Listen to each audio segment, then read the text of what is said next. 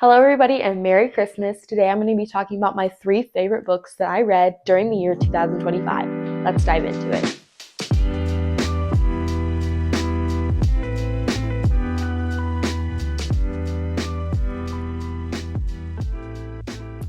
So I read a total of 18 books in the year 2025. I could have done better, but out of the 18 books that I have read, I've narrowed it down to my 3 favorite books, and I ranked them first, second, and third place for 2025.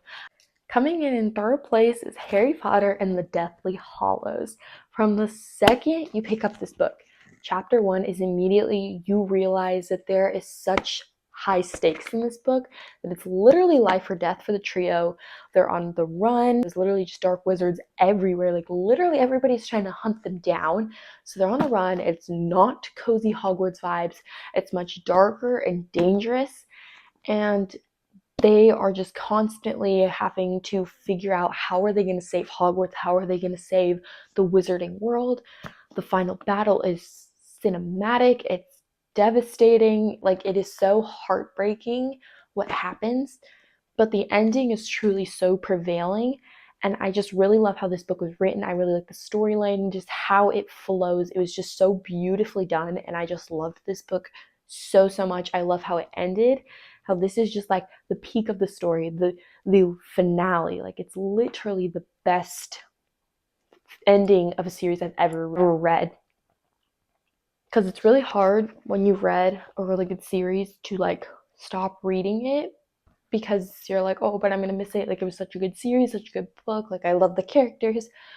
This made it hurt a little bit less because like everybody in this book, it was such a perfect ending for everything that happened that although I don't think everybody saw it, I do truly feel like the ending was the best possible ending that could have happened. But this was one of the best finales I've ever read. And if you've not read Harry Potter, I strongly suggest you read it and obviously start with book 1 and make your way to the end. But third place, Harry Potter and the Deathly Hallows.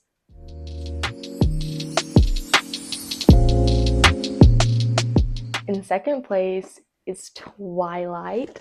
This book, when I first picked it up, I was like, okay, like, I'm not a big romance reader. So when I picked it up, I was like, I'm probably not going to finish it, not going to like it. But I read it in 3 days, and it truly just had an impact on me. Not so much like the romance. I just love how she writes. Like she makes it to where you want to keep reading. So it's really hard to put this book down. Like actually, the characters are very well formed. Even though you may not like love the characters, you are kind of forced to love them because of their personalities and how well formed they are.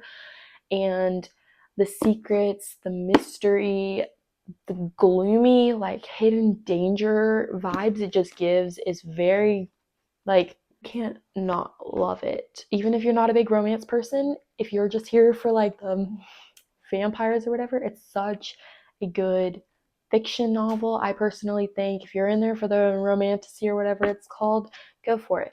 I really liked it for just the fantasy part of it, and it was super good. Like every part of it was incredible.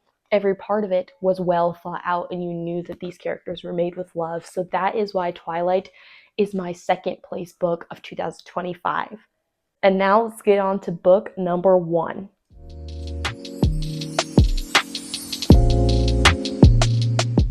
Now for book number 1, I don't actually own this book. It is The Lost Hero by Rick Riordan. I at first was so unsure about this book because I had just came from Percy Jackson, so I didn't know how I would adjust to the new characters.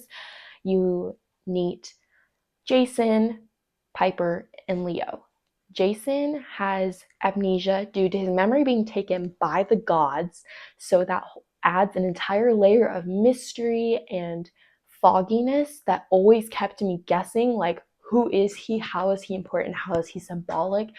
And let me tell you, how it fits into the story is just like so satisfying. Like it's just like a missing puzzle piece that just snaps in, and everything's like the world just expands in an instant, and you can just see it right in front of you, and it is truly incredible.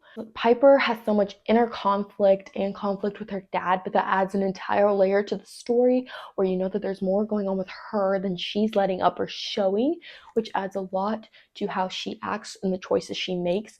But how it was written was so good, and once again fits in like a missing puzzle piece. It was so satisfying to read and figure out, and that's why I really like this book, because I'm not big on mysteries, but when stuff is kind of confusing and then it fits together, that is like the best book. I love that so much. And then Leo, he is the MVP. He's hilarious, he's brilliant, he's funny, he's smart. He is the whole package. He is the heart of the group. He has like a whole backstory and thing too that also keeps you guessing, but once again, fits in perfectly. And what I really liked most about this was coming from the world of Percy Jackson. Once you step foot into the book series of Heroes of Olympus, it is just the exact, it's not just the Greek gods, it also mixed in Roman mythology, which actually fits in perfectly with it and made a lot more sense to me because I had read Percy Jackson. So if you're going to read Heroes of Olympus, definitely start with Percy Jackson because it takes place after the Percy Jackson series.